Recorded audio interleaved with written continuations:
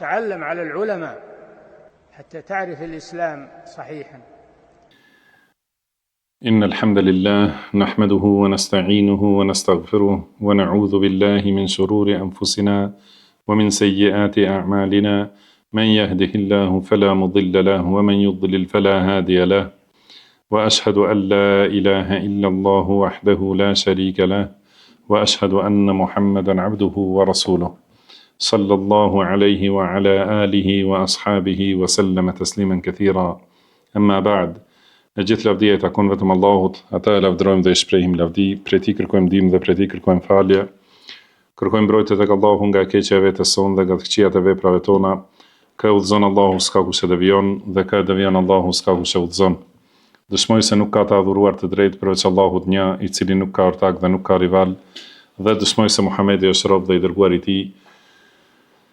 Salavatet dhe selamet të shumta të Allahut qofshin për të, për familjen e tij dhe të gjithë shokët e tij, si dhe të gjithë ata që e ndjekin udhën e tyre deri në ditën e gjykimit.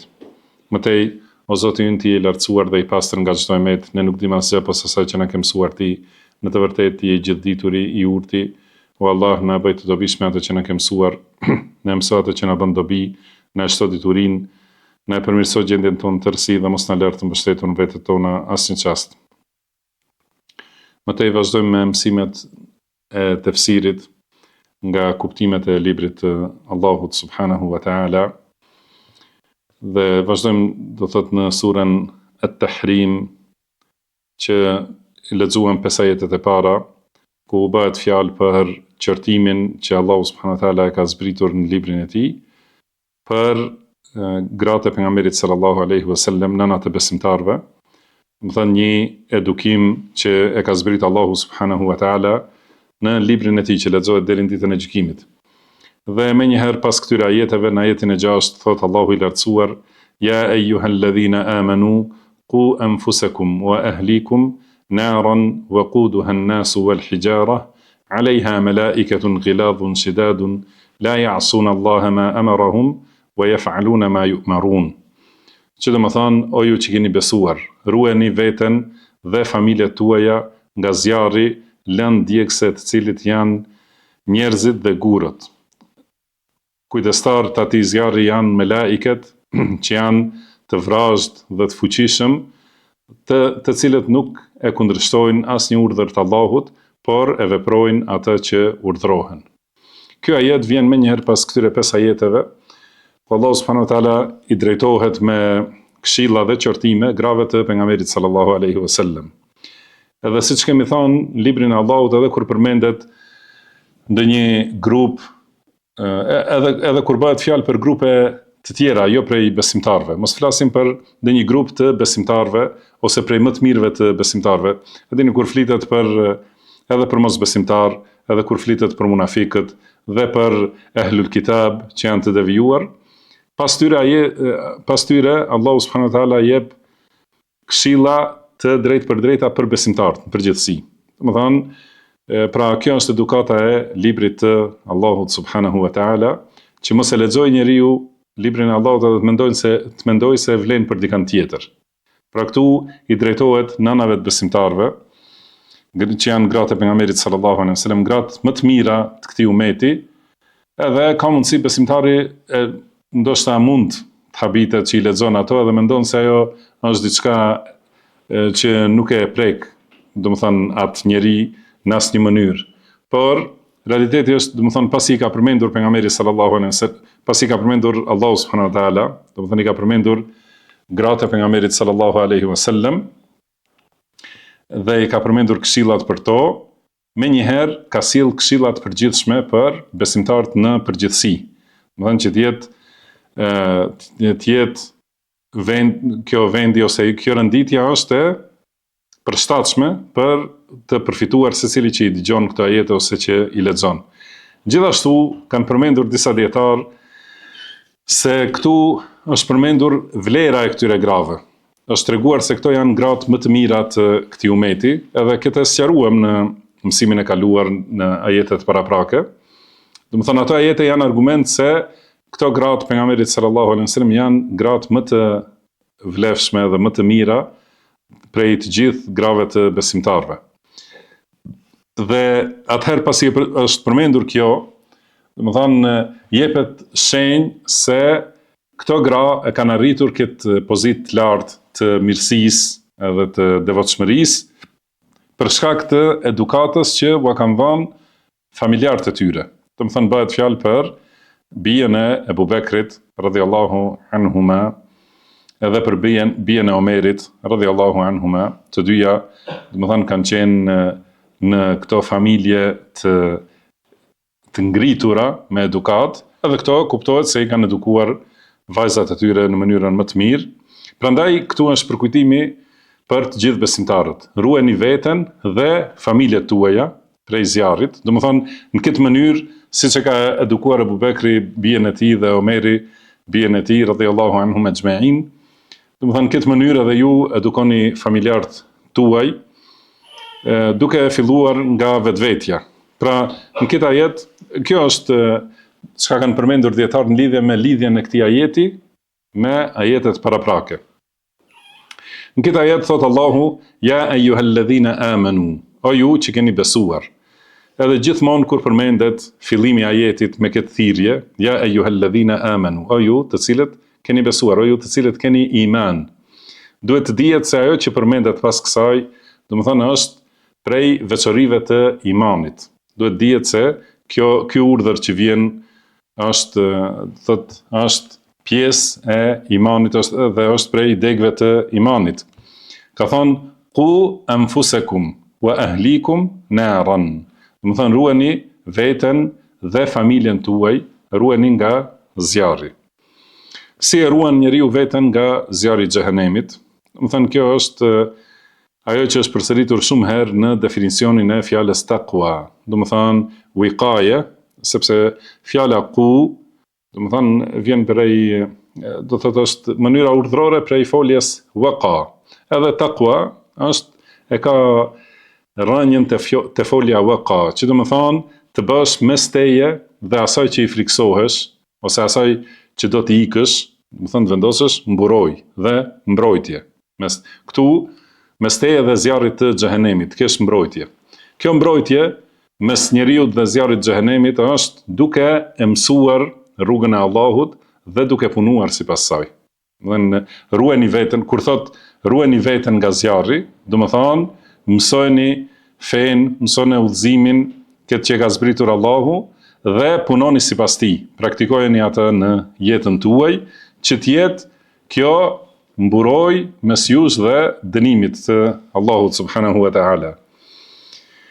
Pastaj ka thonë wa ahlikum, edhe ruajeni familjen tuaj nga zjarri i xhehenemit. Kurse familja ruhet në atë mënyrë që edukohen me fenë e pastër të Allahut. Më thënë u jepet edukata e mirë, u mësohet feja e Allahut, se si ka thënë Sheikh Saadi, lidhe me këtë ajet, nuk ka mundësi njeriu të shpëtoj, nuk ka tjetër rrugë që të shpëtoj njeriu përveç se duke e detyruar veten që t'i përmbahet urdhrave të Allahut subhanahu wa ta'ala dhe ta urdhroj me këto urdhra familjen e tij, ose ata që i ka në kujdestari dhe në përgjegjësi.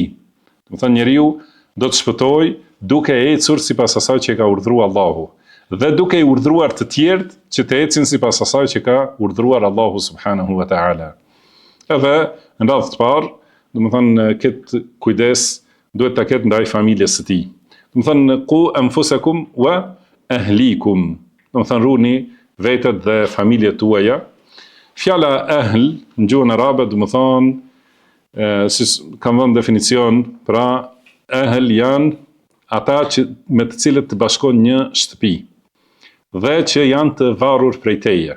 Këtyre i thuhet ahlur rajul, do të thonë familja e një njeriu ose familja e atij burri, janë ata me të cilët banon, do të thënë ju bashkon një shtëpi dhe që ata janë të varur nga kujdestaria jote, që janë bashkëshortja dhe fëmijët.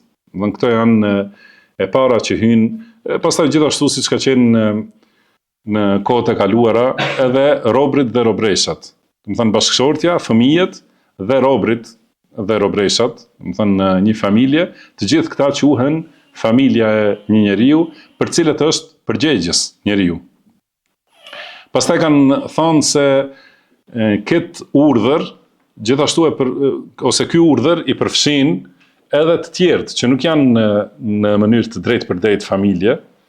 Për shembull, nëse do të kujdesesh për vllajën ose motrën ose ka mundësi të jetë ndonjë prej jetimave që e ke marrë në kujdesje, mund të jetë djali i xhaxhait ose djali i vllait për shembull, po gjithashtu edhe prindrit që janë përmi teje, domethënë janë në pozitë, mirë po kur janë brenda familjes tënde, për cilët ti kujdesesh, domethënë gjithë këta i përfshin ky urdhër që ti ruash nga zjarri i xhehenemit. Do si thënë, ruajtja bëhet duke i urdhëruar për të mira dhe duke i ndaluar nga e keqja.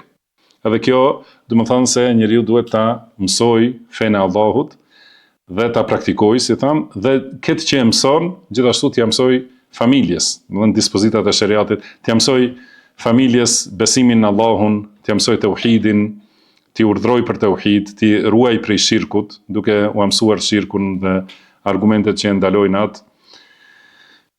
Gjithashtu rregullat e fesë, domethënë rregullat e namazit, rregullat e veshjes dhe mbulesës, ushqimet, halalin, haramin, domethënë ato të gjitha njeriu e ka obligim t'i mësoj familjes së tij.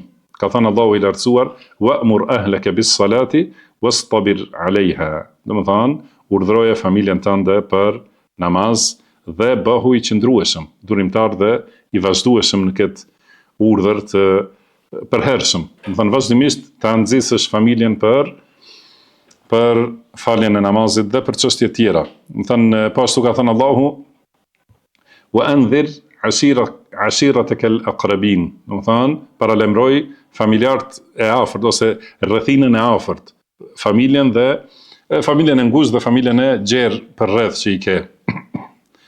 Po ashtu Allahu subhanahu wa taala i ka dërguar disa urdhra direkt pejgamberit sallallahu alaihi wasallam, siç janë ato urdhrat për mbulesën. Ka thënë: "Ja ejuhan nabiyyu qul li azwajika wa banatika wa nisa'il mu'minin." Domethënë o profet, thuaju grave tuaja, bijave tua, domethënë thuaju grave tua, bijave tua dhe grave të besimtarve. Yudnina alejhinna min jalabibihin, domethënë që ti ulin mbulesat e tyre, domethënë ato mbulesat që i kanë pas mbi kokë, do thotë ti ulin mbi trupin e tyre që ta mbulojnë komplet trupin e tyre. Po ashtu në hadithin e njohur që transmetohet nga Abdullah ibn Umar radhiyallahu anhuma, thotë se ka thënë pejgamberi sallallahu alaihi wasallam: kullukum ra'in wa kullukum mas'ulun an ra'iyatihi. Domethënë të gjithë ju jeni barinj, edhe secili do të pyetet për kopën e tij. Ka thënë: "Fal amiru alladhi 'ala an-nasi ra'in." Domethënë prisi, pushtetari që ka pushtet mbi njerëzit, është bari dhe kujdestar. Wa huwa mas'ulun an ra'iyatihi. Dhe do të pyetet për kopën e tij, do të pyetet për atë popullin që e ka pasur në pushtetin e tij. War-rajulu ra'in 'ala ahli baytihi. Dhe gjithashtu burri është bari te anëtarët e familjes së tij. Këto që e përmendëm, domethënë ata që quhen familja e tij, wa huwa mas'ulun anhum. Dhe ai do të pyetet për ata. Wal mar'atu ra'iyatun 'ala bayti ba'liha wa waladihi. Edhe gjithashtu gruaja është baresh në shtëpinë e burrit të saj dhe të fëmijët e tij. Wa hiya mas'ulatun anhum. Edhe ajo gjithashtu do të pyetet për to. Wal 'abdu ra'in 'ala mali sayyidihi. Edhe robi është bari në pasurinë e zotërisë së tij dhe do të pyetet për të. Ala fa kullukum ra'in. Pra keni kujdes, të gjithë ju jeni barinj. Wa kullukum mas'ulun an ra'iyatihi. Edhe secili prej jush do të pyetet për kopën e tij.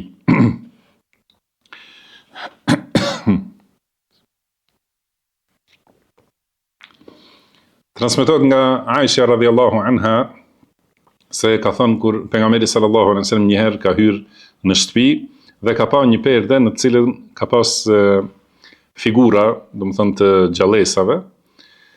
Atëherë thot fatalawana wajhuhu.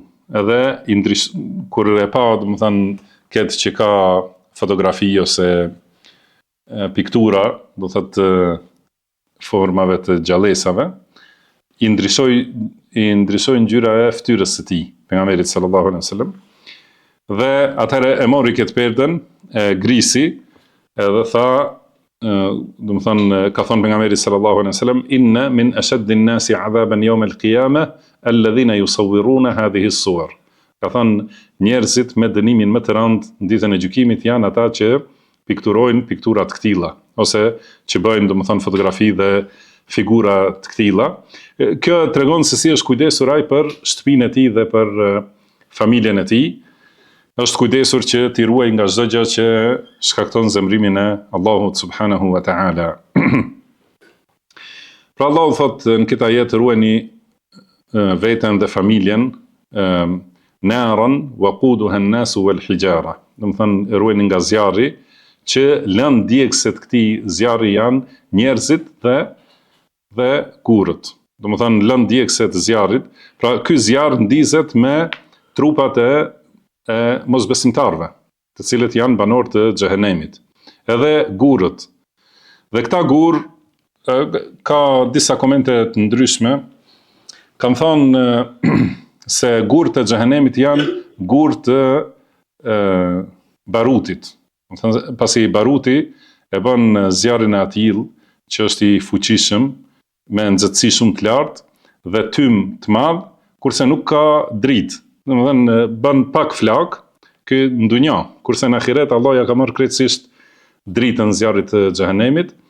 Domethënë guri digjet me nxehtësi të fuqishme dhe me tym të madh, me erë të pakëndshme, dhe është i atill që nëse prek lëkurën, domethënë ngjitet, edhe digjet bashkë me lëkurën e njeriut. Pra këta janë gur.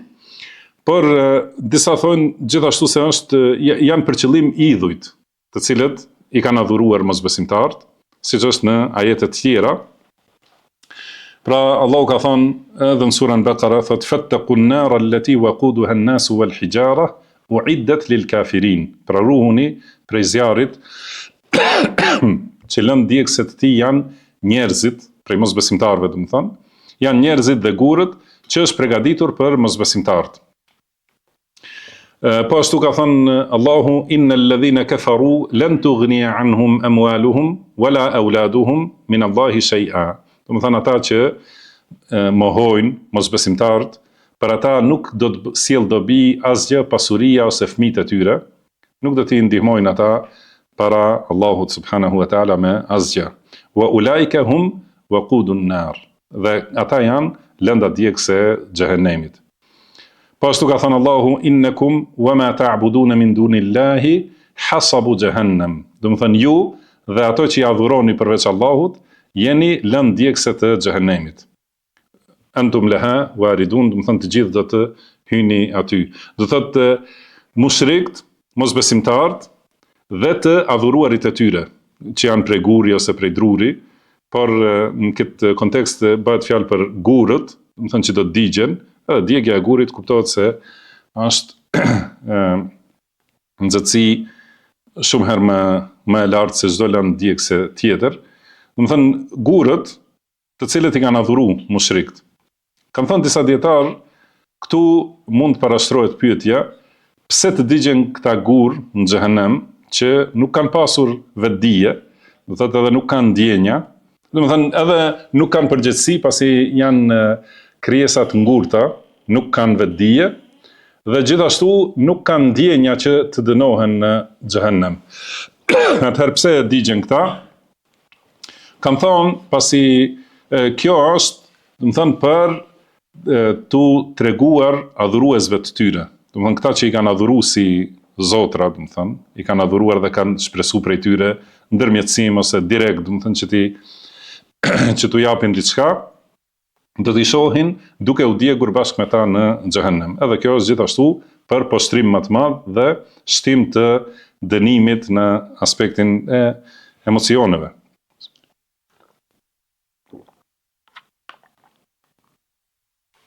Po ashtu thot Allahu subhanahu wa ta'ala, wa amma al-qasituna fa kanu li jahannama hataba, do thot ata të padrejtit që e bajnë padrejtësinë më të madhe shirkun, dhe janë lëndë djegëse të xhehenemit.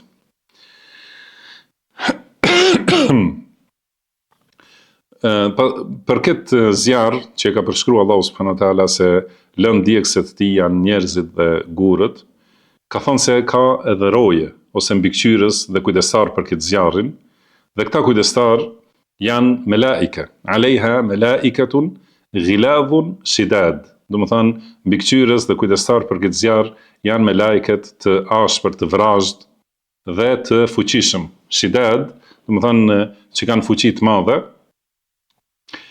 E ka përmendur Allahu subhanahu wa taala këtë në surën Muddathir, kur ka thënë alejha 19, do më thënë kujdestar të atij xhehenemi, të zjarrit xhehenemit janë 19, edhe disa prej mushrikëve janë tallur me këta dhe ka thënë njëri, do thotë unë merreni ju njërin, do të thonë kur të shkojmë në xhehenem, ju merruni të gjithë ju me njërin, unë ato 18 tjerë unë do t'ja heq. Atëherë Allahu subhanahu wa taala ka zbritur ajet e tjera që vazhdojnë në surën Muddathir, ka thënë wa ma ja'alna ashaban nari illa malaika. Do të thonë kujdestarët e zjarrit të xhehenemit nuk janë tjetër përveç se melaike. Edhe i ka përshkruar këta melaike se janë të fuqishëm, do të thënë janë të fuqishëm ta kryejnë atë që i urdhëron Allahu subhanahu wa taala.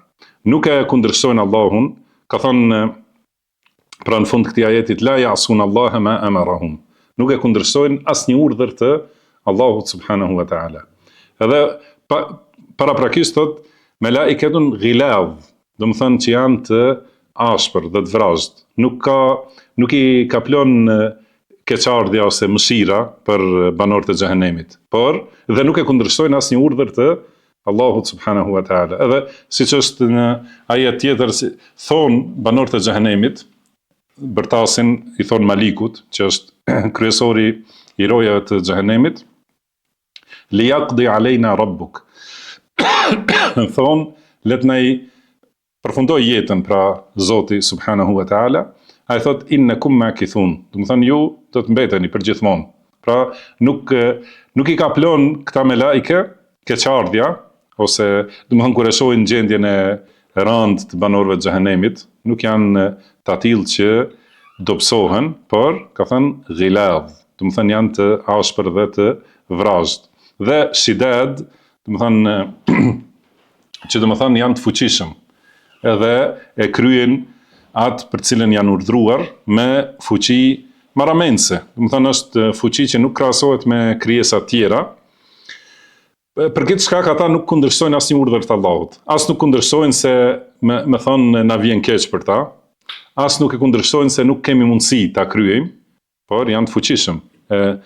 Kryejnë atë wa yaf'aluna ma yu'marun, do të thënë dhe bëjnë secilin urdhër që i vjen nga Allahu subhanahu wa taala.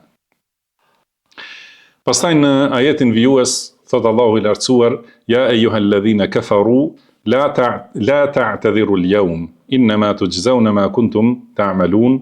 Do thënë ju që keni mohuar, o ju mosbesimtar, mos u arsyetoni sot. Pra kjo është një fjalë që do t'i thuhet banorëve të xhehenemit, ose mosbesimtarëve në ditën e gjykimit. O ju mosbesimtar, sot mos u arsyetoni, mos sillni justifikime. Pasi, do të thënë, u përmend gjendja e mosbesimtarëve në xhehenem, edhe u tregua gjendja e xhehenemit se është zjarr që ndizet nga njerëzit dhe gurët, dhe atë ruajnë, kujdesen për të me lajket fuqishëm dhe të ashpër dhe të vrazhd. Atëherë tregohet, u drejtohet Allahu subhanahu wa taala mosbesimtarëve me këtë fjalë që do t'u thuhet në ditën e gjykimit. Mos u arsyetoni sot, sepse në ditën e gjykimit nuk sjell dobi arsyetimi.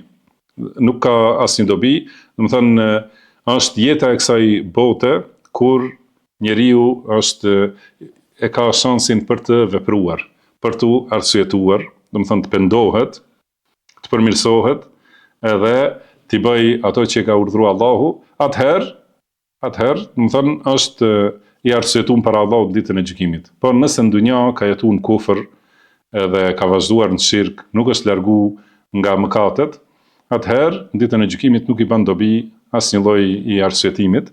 Edhe u thuhet, disa prej dietarëve kanë thënë se Allahu subhanahu wa taala u thot mosbesimtarëve mos u arsyetoni sot, disa thonë se është për qëllim se melaiket thonë. Pra melaiket u drejtohen mosbesimtarëve, thonë ja ayyuhalladhina kafaru la ta'tadhiru al-yawm, do të thonë o ju që s'keni besuar, pra ju që keni mohuar, mos u arsyetoni sot, se si tham nuk bën dobi sot arsyetimi, si ka thënë Allahu subhanahu wa taala në surën Rum, fa yawma idhin la yanfa'u alladhina zalamu ma'dhiratuhum wala hum yusta'tabun. Do të thonë atë ditë, pra në ditën e gjykimit, mosbesimtarëve nuk u bën dobi arsyetimi, edhe nuk i pranohet asnjë, do të thonë nuk i falen mëkatet dhe nuk ka pendim në ditën e gjykimit. Po ashtu ka thënë Allahu, yawma la yanfa'u adh-dhalimina ma'dhiratuhum wala humul la'natu wala hum su'ud dar. Do thotë atë ditë nuk do t'u bëj dobi të padrejtëve arsyetimi i tyre, dhe atyre u takon mallkimi dhe atyre u takon vendbanimi i keq. Pra i thuhet mos u arsyetoni sot, la ta'tadhiru al-yawma innama tujzauna ma kuntum ta'malun. Do të thënë ju jepet shpërblimi për atë që keni vepruar. Mos u arsyetoni sot se këtë shpërblim që e keni, do të thonë është për shkak të asaj që keni vepruar në dunja. Atëherë kur e keni pas mundësinë për përmirësim, pra nuk keni përmirësu dhe sot e merrni shpërblimin për të, dhe nuk pranohet asnjë arsyetim, as pendim, as kërkimi faljes, pra nuk pranohet ndërmjetësimi as kujt në atë ditë për mosbesimtarët. La tanfa'uhum shafa'atu ash-shafi'in, do të thonë atë ditë nuk u bën dobi asnjë ndërmjetësimi i ndërmjetësuesve. Dhe më njëherë pas këtij ajeti, thot Allahu, ja ayyuhalladhina amanu tubu ila Allahi tawbatan nasuha. O ju që keni besuar, pendohuni tek Allahu me pendim të sinqert, të vërtet. Do thotë, shikoni renditja e ajeteve si është, do thënë pas përmendjes së dënimit xhehenemit. Vjen realiteti i gjendjes dhe fjalët që u thuhen mosbesimtarëve që do të hyjnë në xhehenem. Edhe fjala që u thuhet është demek se nuk ju bën dobi arsyetimi sot, edhe pendimi ditën e gjykimit nuk bën dobi. Prandaj thot besimtarëve, Allahu i lartësuar, o ju që keni besuar, pendohuni tani në dunja. Dhe kjo gjithashtu jep të kuptohet se pra edhe besimtarët, kur u tha në fillim në ajetin e 6, o ju që keni besuar, ruajeni veten dhe familjet tuaja, ruajeni nga zjarri i xhehenemit. Kjo do të thonë se njeriu ka mangësi, edhe ka shkaqe që e çojnë në zjarrin e xhehenemit. Për këtë Allahu urdhëron që të ruhen besimtarët. Dhe tani pasi njeriu edhe pse mundohet të ruhet, ka mangësi, Allahu na udhëzon për këtë zgjidhje ose rrugdalje të mirë, pendimi i përhershëm, edhe kërkimi i faljes nga Allahu subhanahu wa taala. Pra ka thënë tubu ila Allahi tawbatan nasuha. Pendohuni tek Allahu me pendim nasuh. Kurse fjala nasuh, çka do thotë? Që do të thonë ndoshta e vëreni se ka rënjën e njëjtë si fjala nasiha. Që do të thonë, çka? Çiltërsi, do thotë, pendohuni me pendim të çiltërt, të vërtet. Jo me njolla ose pendim që është i falsifikuar. Do të thonë pendim i pastër i vërtet. Dhe ky pendim i vërtet duhet të jetë pendim gjithëpërfshirës për gjitha mëkatet. Jo, do të thonë njeriu gjatë pendimit të tij të bëjë përjashtime. Do thotë pendohet prej diçka dhe nuk pendohet prej diçka tjetër. Dhe gjithashtu pendimi duhet të jetë me vendosmëri të prerë të zemrës për gjithë jetën e tij. Dhe jo vetëm për disa rrethana, do të thonë nëse mendon të pendohet derisa ta fitojë një interes ose deri në një periudhë caktuar, ose derisa është në një vend caktuar, ose të pendohet derisa është një sezon i caktuar, do të thonë gjatë Ramazanit pendohet. Ajo nuk është tauba nasuh. Do të thonë nuk është pendim i çiltër dhe i vërtet. Nëse pendohet njeriu me nijet që t'i lërë mëkatet derisa të mbarojë Ramazani, ose t'i lërë mëkatet derisa të arrijë një synim në jetën e dunjas, ose pse është në një vend, domethënë ku njerëzit janë të mirë, edhe aty i braktis mëkatet. Pastaj kur të kthehet në vendin e keq, të vazhdojnë mëkate. Domethënë gjitha këto janë pendime falso.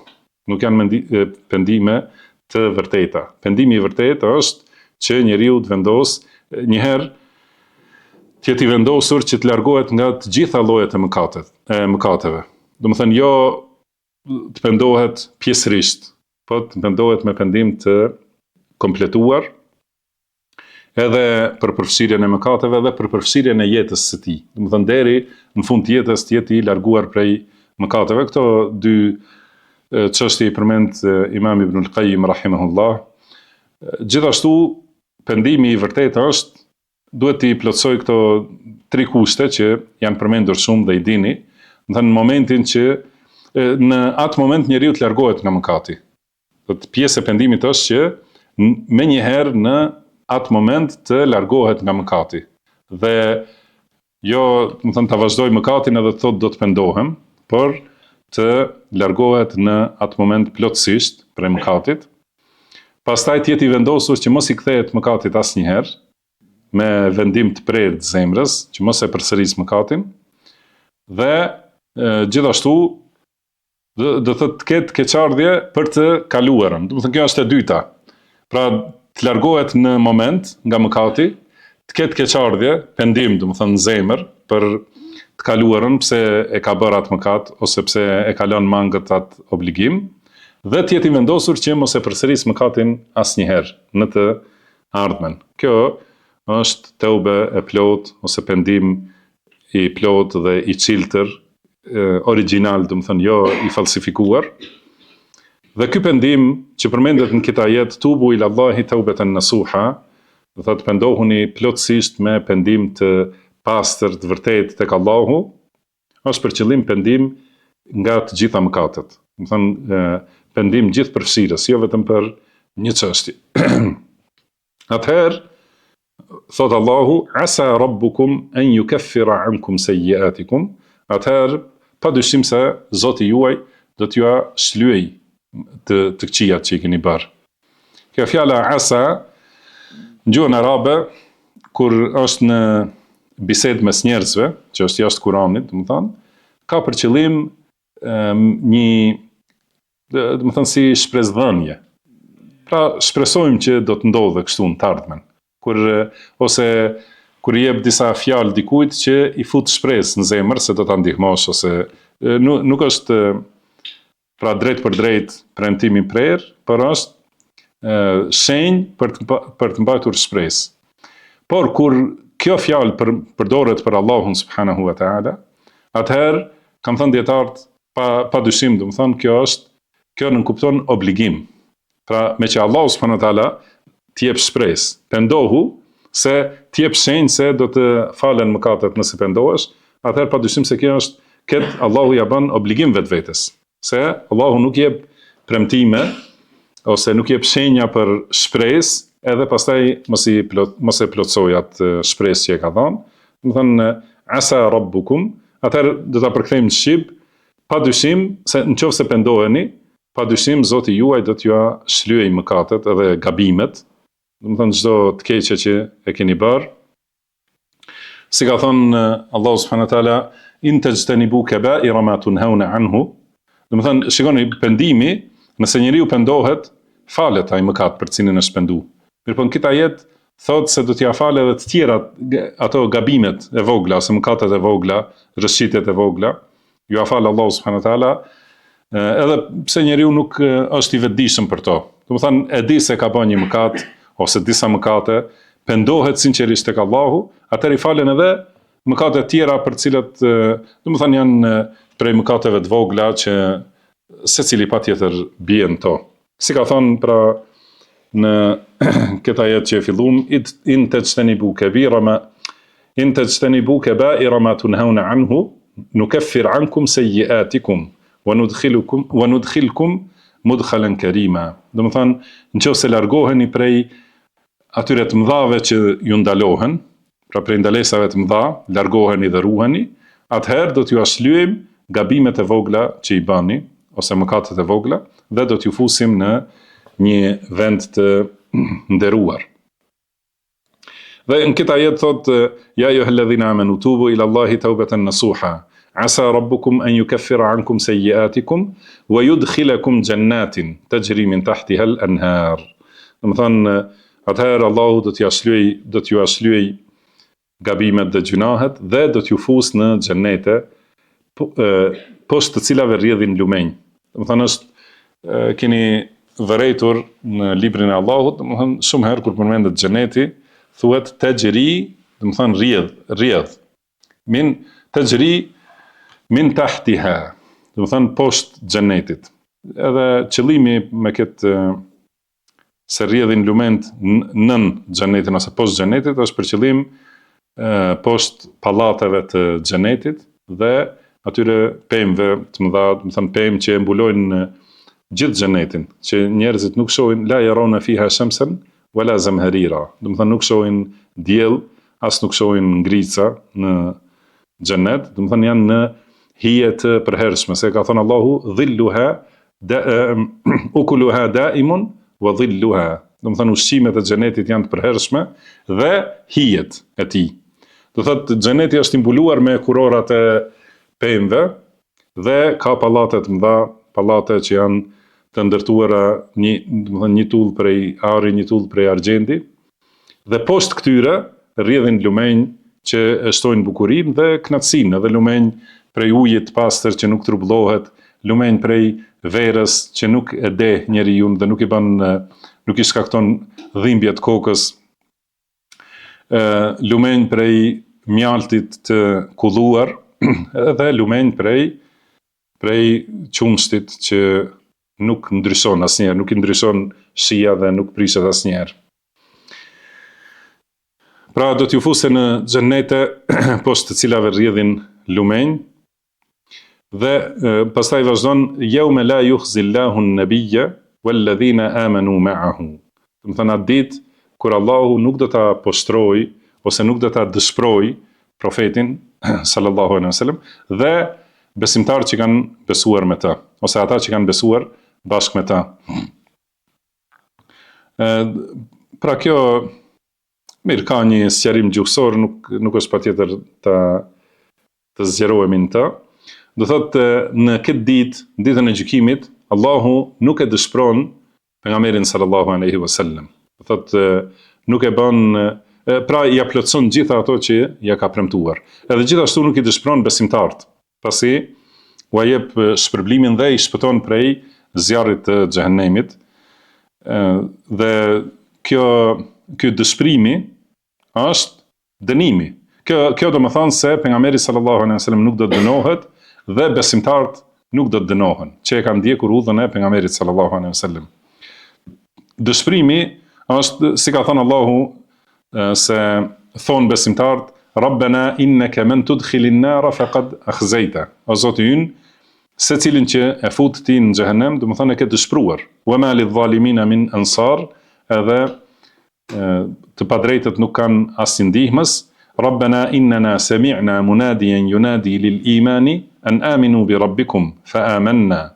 Do të thonë, o Zoti ynë, ne dëgjuam një thirrës që thret për iman, për besim, dhe thot besonin Zotin tuaj. Dhe ne besuam, faghfir lana dhunubana, wa kaffir anna sayyi'atina, wa tawaffana ma'al abrar.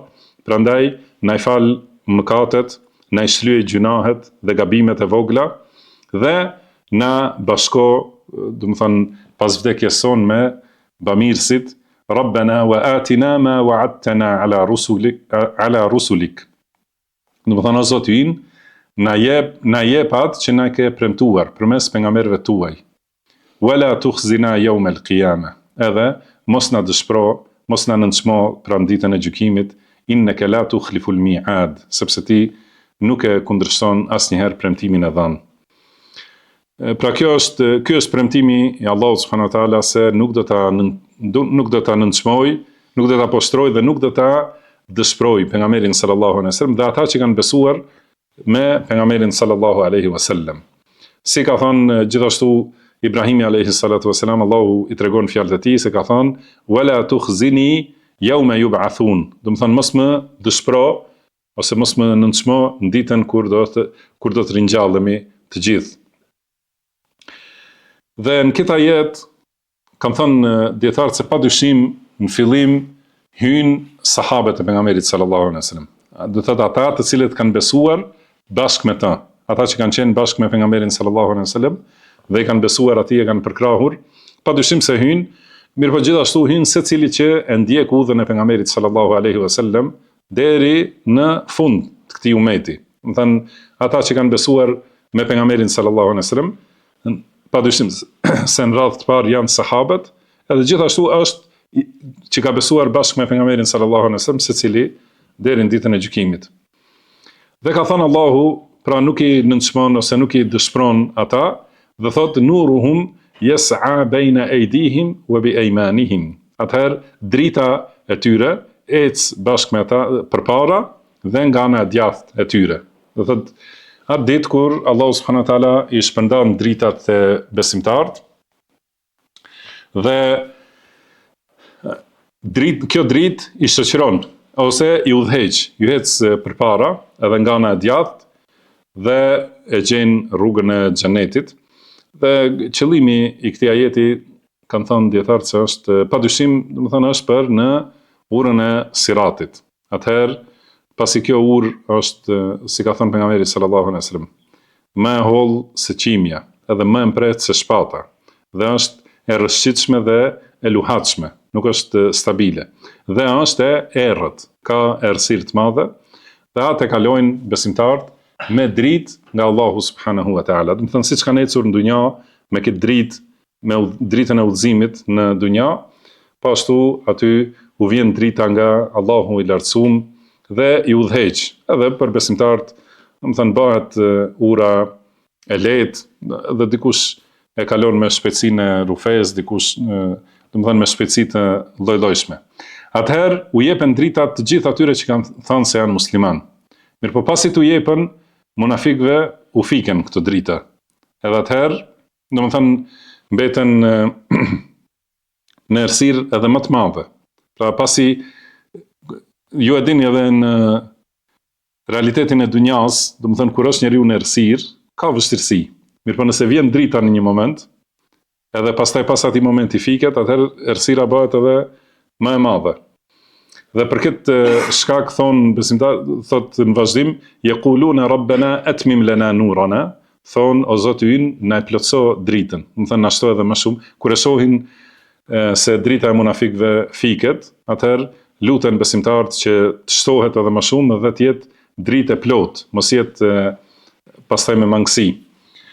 Ka thënë Allahu në ajet tjetër, yawma tara al-mu'minina wal-mu'minati yas'a nuruhum bayna aydihim wa bi aymanihim bushrakum al-yawm.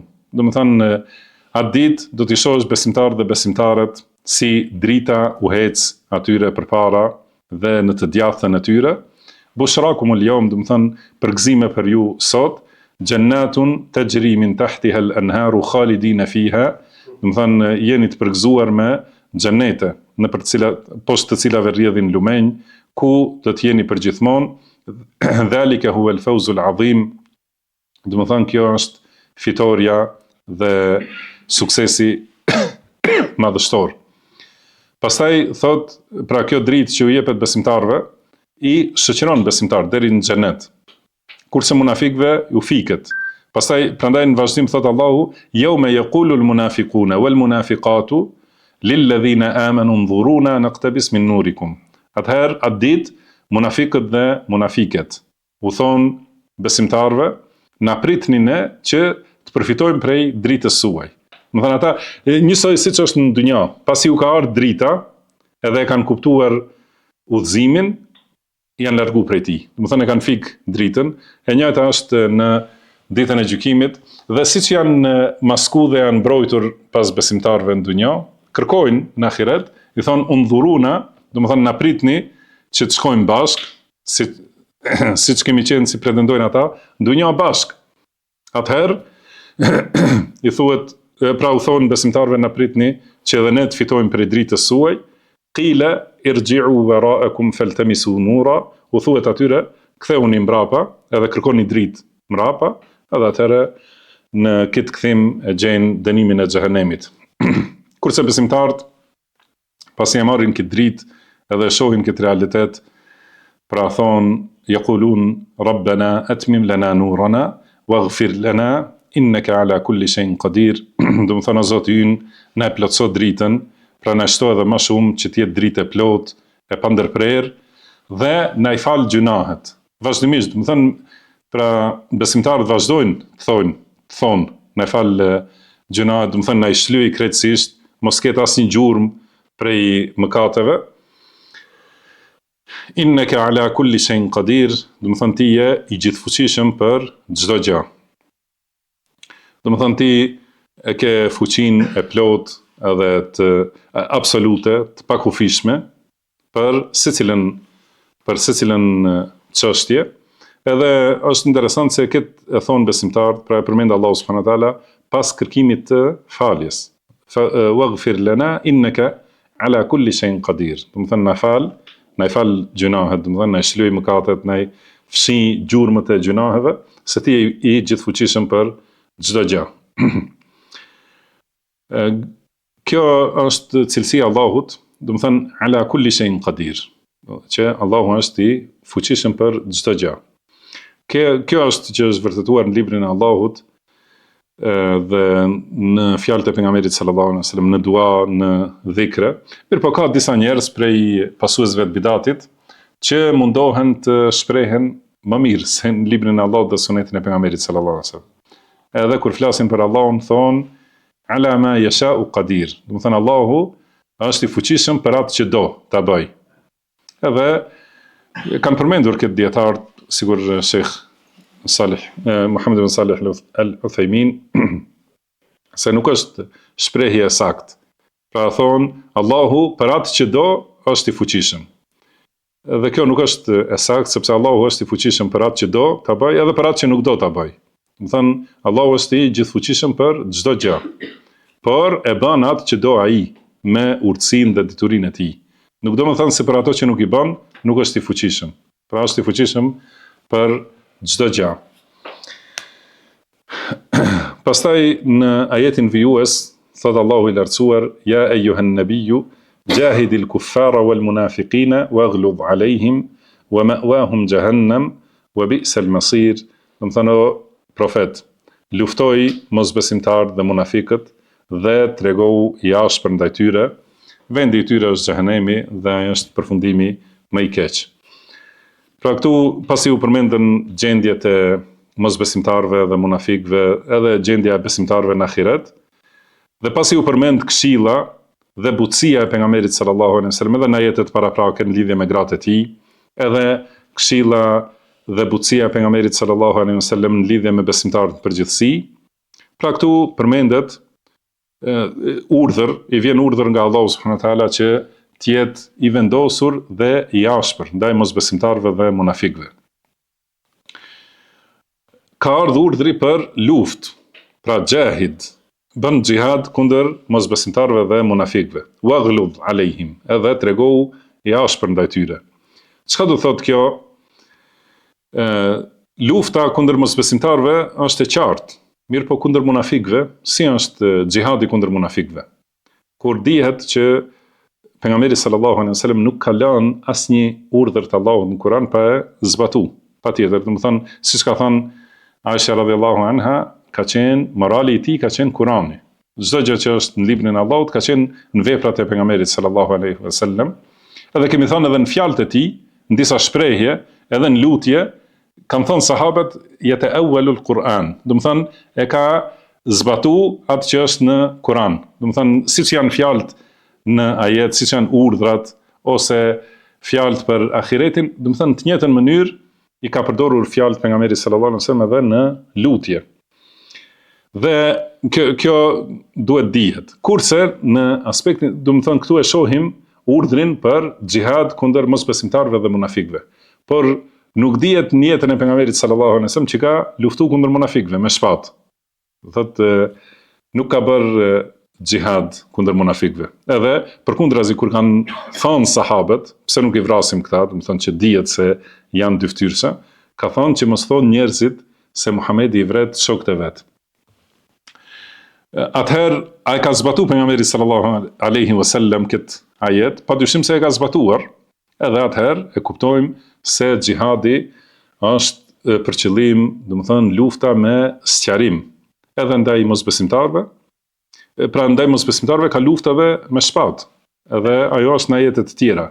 Mirëpo në këtë ajet është për qëllim lufta me sqarim dhe me thirrje, edhe ose me debatim, me argumente kundër mosbesimtarëve dhe kundër munafikëve. Edhe kur të duhet, domethënë të përdoret edhe ashpërsia kundër munafikëve. Pra kjo është rruga e pejgamberit sallallahu alaihi wasallam. Edhe domethënë përdorimi i ashpërsisë kundër atyre që fusin dyshime në fenë e Allahut, domethënë duke i luftuar me argumente, duke luftuar me argumente të fuqishme nga libri i Allahut dhe suneti i pejgamberit sallallahu alaihi wasallam, edhe duke qenë të ashpër ndaj tyre.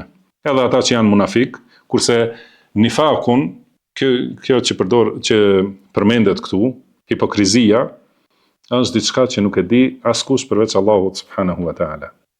Dhe nuk i lejohet askujt që të gjykoj për një njeri se është munafik, sepse munafik do të thonë mosbesimtar, që në zemër e ka kufrin, kurse në formën e jashtme shfaqet si besimtar. Përndryshe nëse e shfaq kufrin, quhet kafir, nuk quhet munafik. Por nëse vazhdon të pretendojë se është musliman, por në realitet nuk është musliman, ai është munafik. Këtë nuk e di askush përveç Allahut subhanahu wa taala. Dhe kurse Allahu ja ka zbulu këtë njohje në munafikëve në Medinë, ja ka zbuluar pejgamberit sallallahu alaihi wasallam. Por nuk e ka urdhëruar ose e ka urdhëruar që mos e shfaqe, domethënë mos e bëj publike për njerëzit. Edhe të thotë se filani është munafik, edhe duhet luftohet. Por ja ka treguar vetëm njërit prej sahabeve që të jetë argument për vërtetësinë e pejgamberit sallallahu alaihi wasallam. Domethënë nuk ka ndodhur që të jetë i mashtruar pejgamberi sallallahu alaihi wasallam, pasi ka qenë gjithmonë i udhëzuar nga Allahu subhanahu wa taala, dhe Allahu është i gjithdijshëm, prandaj ja ka zbulu nifakun e atyre munafikëve, dhe pejgamberi sallallahu alaihi wasallam ja ka treguar njërit prej sahabeve, që është Hudhaifa ibn al-Yaman, ja ka treguar atij emrat e tyre, por e ka urdhëruar që mos ja tregoj askujt, edhe ka thonë që ta ruaj këtë sekret pejgamberit sallallahu alaihi wasallam. Atëherë, si ka luftu pejgamberi sallallahu alaihi wasallam munafiqët? Do thonë duke i sqaruar dyshimet dhe devimet e tyre. Munafiqët vazhdimisht kanë fut dyshime në fenë e Allahut, kanë thonë fjalë të pavërteta për pejgamberin sallallahu alaihi wasallam, dhe gjitha ato i ka demasku pejgamberi sallallahu alaihi wasallam me fuqinë e argumenteve. Dhe për këtë shkak, domethënë ky është një lloj xhihadit, edhe xhihadi më i rëndësishëm dhe më i madh. Se Allahu kur e ka përmendur Kur'anin, ka thënë wajahidhum bihi jihadan kabira, domethënë luftoi me të, me Kur'an. Pra luftoi me Kur'an, me xhihadin më të madh. Lufta me argument, me sqarim, domethënë është lufta më e rëndësishme. Edhe kjo është mbrojtja më e fuqishme e fesë. Prandaj si ka thënë Imam Ibn al-Qayyim, domethënë luftën me armë mund ta bëjë secili njeri, i shkolluar, i pashkolluar, i fuqishëm, i dobët, domethënë e merr armën dorë dhe lufton. Mirpo luftën me argument, kjo është xhihadi i njerëzve të veçantë, domethënë elitës së muslimanëve, që janë dietarët e umetit, të cilët e luftojnë të keqen dhe devijimin me argumente.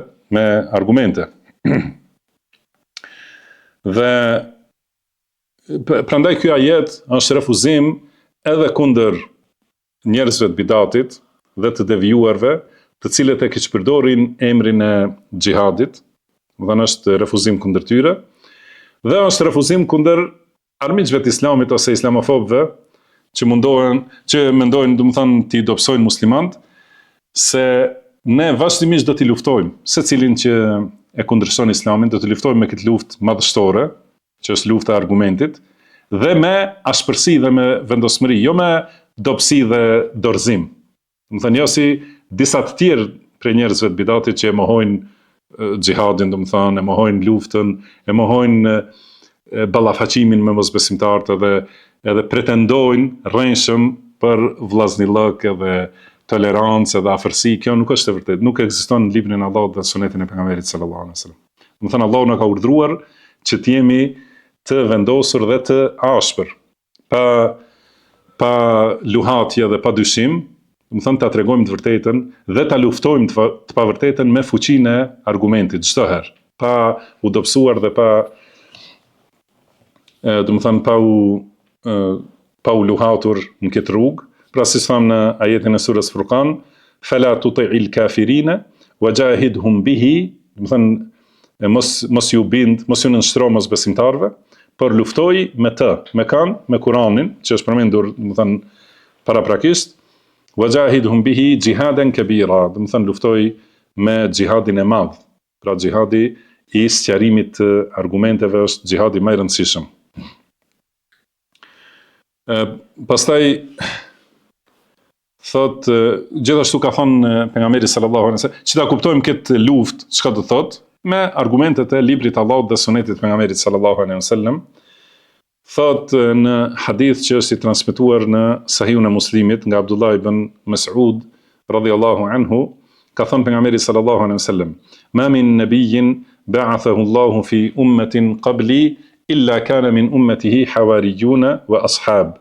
Do të secilin pejgamber që e ka dërguar Allahu në ndonjë popull para meje, do të thënë në mesin e popullit të tij, në umetin e tij, ka pasur hawariyun dhe shok.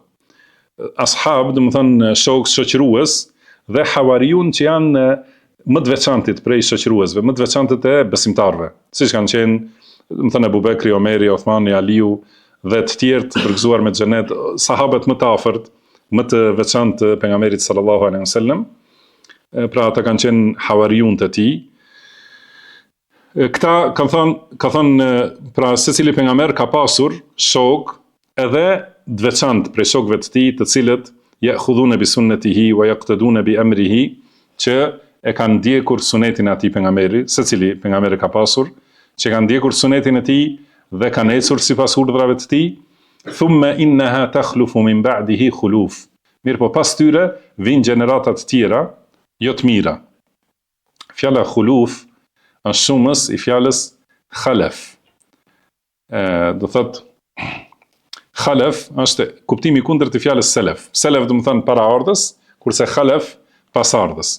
Mirë po, në gjuhën arabe kur është ky lami me fetha, khalaf do të thonë pasardhës i mirë, kurse kur është me sukun, khalf, do të thonë pasardhës i keq. Si ka thënë Allahu, fa khalafa min ba'dihim khalfun adaa'u s-salata, do të thonë pas tyre erdhën disa breznit të këqija ose pasardhës të këqij që e humbën namazin. Dhe këtu janë për qëllim ata pasardhës të këqij që vijnë pas shoqëruesve të pejgamberëve. Në fillim shoqëruesit e ndjekin sunetin e pejgamberit edhe punojnë sipas urdhrave të tij. Pastaj vijnë pasardhës të këqij, yaquluna ma la yaf'alun, të cilët thonë atë që nuk e veprojnë.